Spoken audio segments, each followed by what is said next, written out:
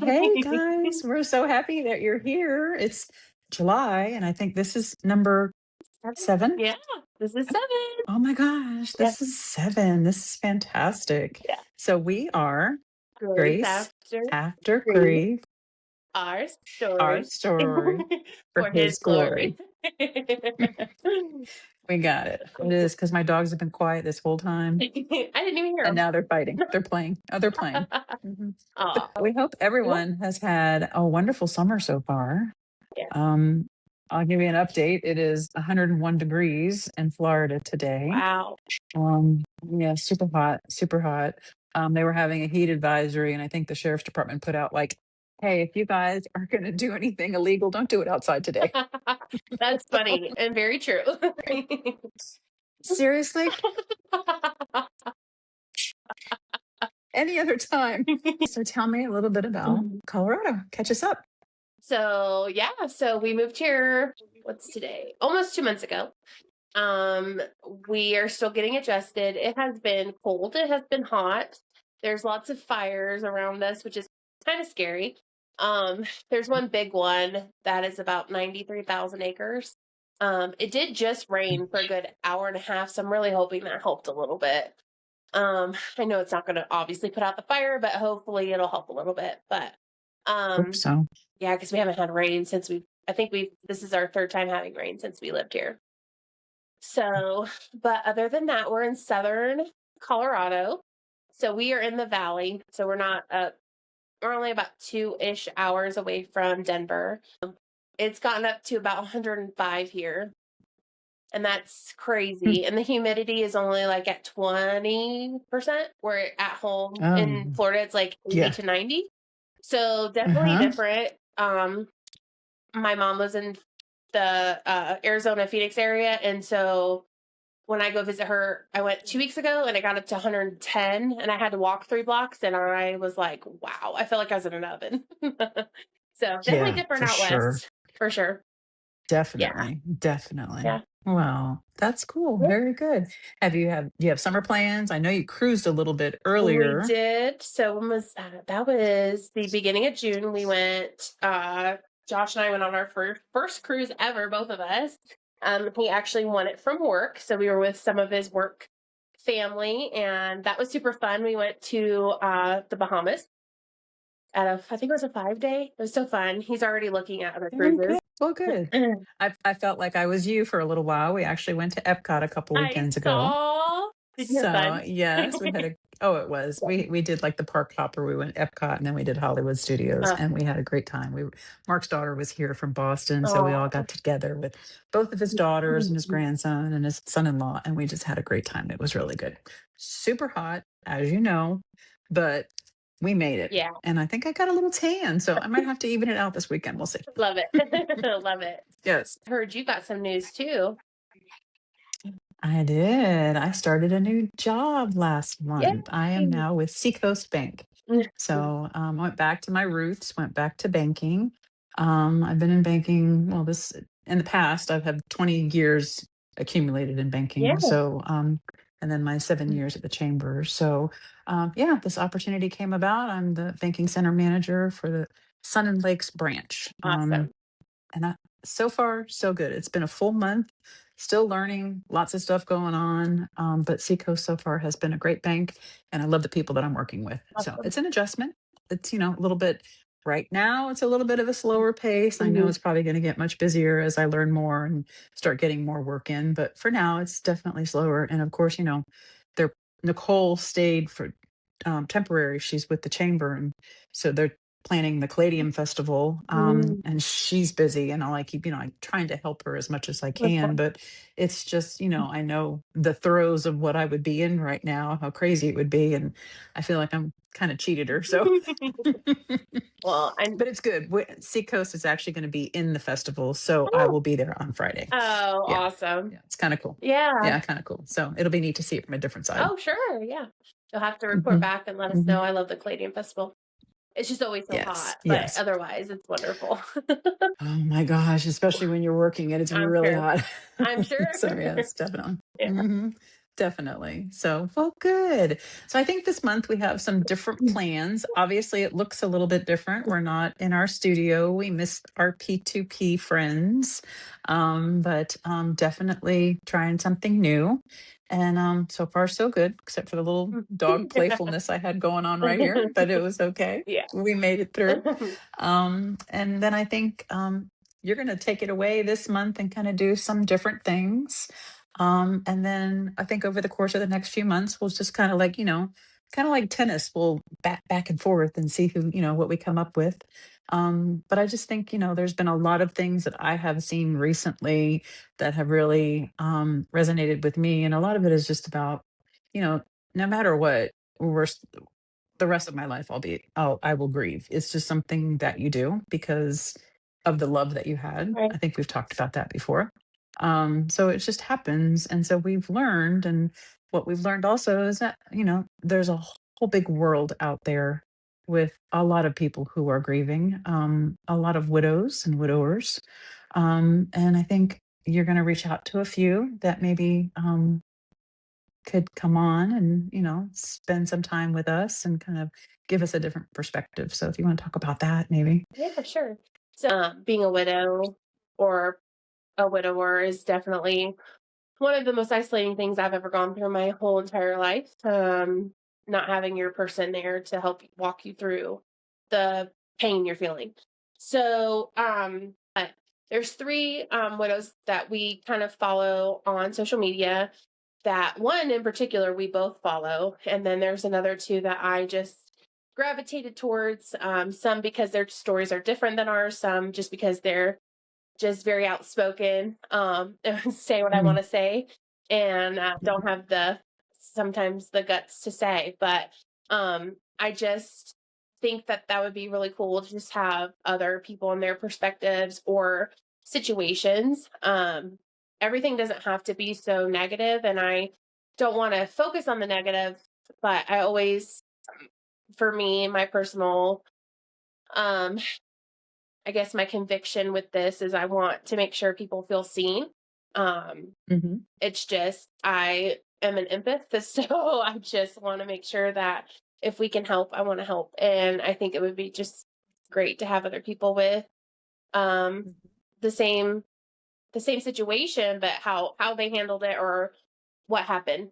How Right. different it changes. Right. So Exactly. Well, that's great. I look forward to it. yeah. So, Would love to hear from you guys too. So if there's anything that you have read or seen or thought about, or maybe you haven't lost anybody, but you want to know something, if we don't have any experience with that, we can find information out for you. If there's a podcast segment that you would want us to cover, I don't know, any type of situation, even if it doesn't have to do with that, just in general, with your faith or anything, we would love to talk about that and try to get some more information. I think on one of these episodes, I would love to just be able to share my testimony too. My absolutely. testimony is all over the place, as most people's are. Um, so I would love to share that and just let people know. And I still struggle, but we did find a church here, and we've been going Oh, there for good. about a month now. We're actually, my daughter and I will be going to in Florida, we went to the Wednesday service, but here it's Thursday. So she'll do Okay. Awana and I'll do Bible study. So I'm excited to go to that in about an hour or so. Um, Nice. but hoping to find community there. So, but we want to be your community too. So no matter if it doesn't have to do with just losing a partner or a person. We want to be there for you. We want to ultimately create a community of grievers. We grieve all sorts of situations, not just the loss of our Absolutely. spouse, but all sorts of situations. So we want to be there for you. Mhm. But yeah, we're excited to see where this goes, and we'll be praying about it for sure and seeing where God leads us. Absolutely. I'm right there with you. I think it's a great idea that obviously we cover it all in prayer. But I like where you're going with giving your testimony and sharing your testimony. I think people need to hear that from both of us. Mhm. So yeah, we'll plan on doing that in the future. And then I am working on, it has been on my heart for quite a while. But like we said earlier, life be life, and it has been crazy, but it's starting to settle down. But I have this goal to produce like a resource guidebook that would kind of, you fill it out as the person and then you leave it for your family, and it just kind of covers everything. So I'm working on that, and hopefully by the time we get together in August, I will have a rough draft. Awesome. So that is my goal. So yes, Awesome. and then hopefully we can take care of that as well and kind of put that out there to help people just kind of, whatever. I want to include everything, a little bit of your story, your finances, your passwords, just a whole complete. Somebody could pick that book up and say, I can take care of everything now that they're gone, Absolutely. because that's the biggest thing. I'm still struggling. I have the house that I'm going to be selling in Lake Placid.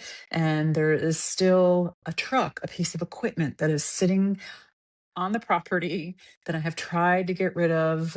And it's like and then I get discouraged because I reach out to somebody and they're like, okay, I'll go look at it. And then I don't hear Right. back. And then I have to call somebody else. And Mhm. it's just very discouraging. But it'll be almost 5 years that it's been sitting there.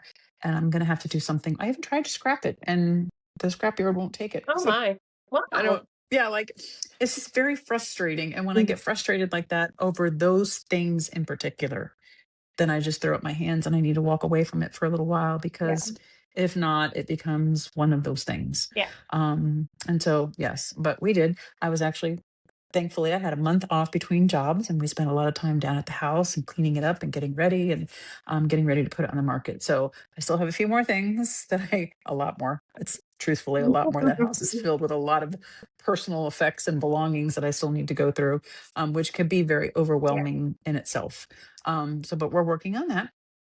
And then at some point, I'll have to put it on the market and say goodbye to it, which will be a whole nother realm of emotions. Yeah. So just got to deal with it. Yeah. Got to deal with it. I think So, that's mhm, the hardest pill to swallow for me is that you have to. There's no choice. You can't mhm, keep right, paying a mortgage on a house that's sitting empty. You can't let it sit and deteriorate. I mean, that makes no sense. You know what I correct, mean? And that's obviously not what your correct. husband would have wanted either. So, Mhm, which I say that with, assuming, but I'm mhm. sure he wouldn't. But yeah, I Yeah, mean, I can't make it a museum. So, exactly. Right. Here lies all of my right. things. So please come look at them. Everything is just frozen in time. Yeah. As So, much as we would love to do that, I mean, I still own the home my husband and I lived in. Um my brother is currently living in it, which it is wonderful for me. mhm, I still have a bunch of my junk mhm, there too. Poor guy doesn't mhm. get any of the garage. That's okay. But and they're making it their own too. So I mean and that's Mhm, another thing too. I mean, I don't know if we'll keep that house forever. But for now it works, and you just have to do what you mhm. have to do. I mean, we just talked about this before we started recording. There is no guidebook to anything No, of life, of no, raising children, of your anything. partner dying when you're 35 or 50 or anything, it's Right. just It's just, you just have to do what it's like you yeah, whammo, deal with it. yeah, Mhm. exactly. Yeah. And I So think we are, yeah, and we're making the best of it. yeah, exactly. That's Mhm, all we can do. Awesome. mhm. So I'm gonna let you roll with this one. I think we'll have about 20 minutes left. If not, we'll keep jabberjaw, and we won't have a podcast to produce. Right. They'll just get an insight into our conversations, Yeah. but that's not everything. So, but I'm going to let you roll with this one. I know you'll do fine. I can't wait to see it. And we'll share it with everybody as soon as it's ready. Awesome. Thanks, Jen. So, all right, no problem. I'll talk to you soon, All Liz. right. Bye. Bye, guys. We are Grace Grace after After We grief. I Our story Story for his for glory. his glory. We love you guys. Thank you. Bye. Hi guys. Thanks, Jennifer. I won't keep you guys much longer, but there's a few things that have been heavy on my heart that I want to share my thoughts with you guys. So let's get started. So I do have notes, so I apologize if you see me looking down. But today I want to talk about something incredibly heavy. I know a lot of us carry it deep in our souls. But it's that quiet voice in the back of your mind after something traumatic, devastating happens to you. And that's that voice of, why am I not better yet? Why am I not farther along than I should be? Maybe you had a good week last week or a few couple days. Then all of a sudden you wake up one morning and you're just like hit with this overwhelming amount of grief. And it almost feels like you're back at square one. You're back at that very first day, that very first moment. I feel like as a society, or even as just individual grievers, we put this pressure on ourselves, this invisible milestone, our timeline of healing. And I don't know if that's necessarily the healthiest way to cope with things. But I do feel like that we should give ourselves grace no matter how long the grief has been around. For me, most are very familiar with my current situation. My husband, Tim, died at the beginning of 2024. But also, I lost my father in 2009, about 2 weeks after I turned 21. And even though it's been 17 years, there are moments that I still grieve my father. So instead of operating on these unrealistic timelines of what we think grief looks like, let's learn to give ourselves grace. And grace is in the title of our podcast. But what does it mean to give ourselves big, beautiful grace? If you are chronically online like I am, there is a video that I've seen for years now of this performative art.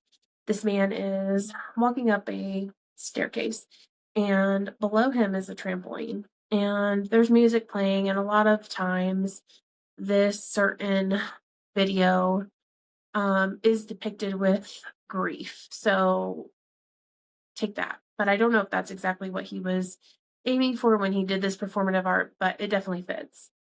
So he starts by walking up one step at a time, and he gets to, I don't know, maybe the second or third step, and he falls. And he falls into the trampoline and he jumps back up. He goes back to step one. And he goes up a little bit. And each time he continues to fall. Each time he might get a little higher, he might even get all the way up to the top step. But then he falls. And then he gets back in the middle and he goes up. I think that that is such a beautiful representation of grief. Even if we think we're over it or we've moved past it, I feel like for me, there's still moments of weakness, obviously. It's only been 2 years. 2 years seems like a long time and a short time at the same time. I'm sure if you have kids, you get that too. But I feel like even if I've wrapped my head around one aspect of grief, another one kind of peeks its head out. And for me, the biggest thing that I deal with my grief is our daughter that we tried so desperately to have is turning 4. And he's not here. But with all that said, I'm just trying to give an example of how I feel like sometimes I'm right back at square one. But this is just a gentle reminder, even if you still have difficult days, that doesn't mean you're not healing and you're not back at square one. You might feel like you are, but you've come such a long way. And the reason that you're not back at square one is because you are doing it with more strength, more perseverance, more perspective, and more survival under your belt than you had the first time. So give yourself grace. Give yourself those moments to take a deep breath.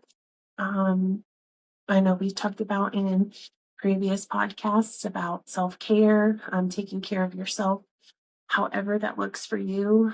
So for me, those reflective moments, those self-care moments, I guess, a lot lately has been reading. I've gotten really back into reading for myself and journaling again.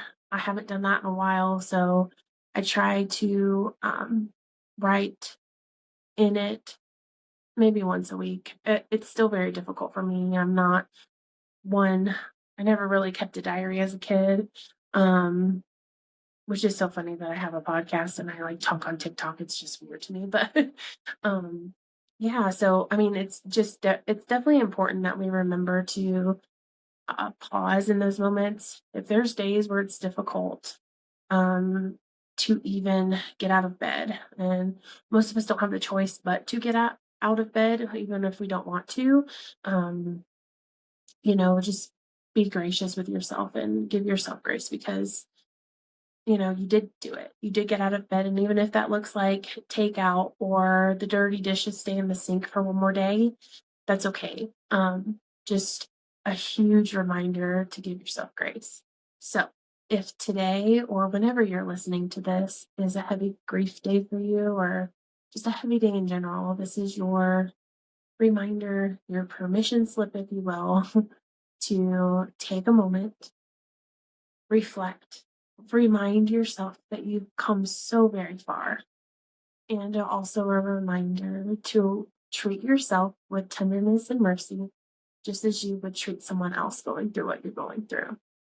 We love you.